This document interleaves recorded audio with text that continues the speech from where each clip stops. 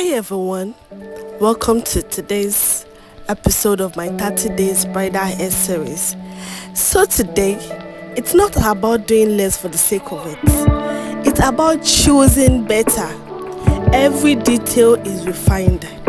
Every part has a purpose, and that simplicity creates something that feels elevated and complete. It's minimal, yes, but in the most beautiful ways. I would say less but better. And that is it for the style for today. And I hope you enjoyed it. Like, comment and share, and don't forget to subscribe. See you tomorrow. Bye for now.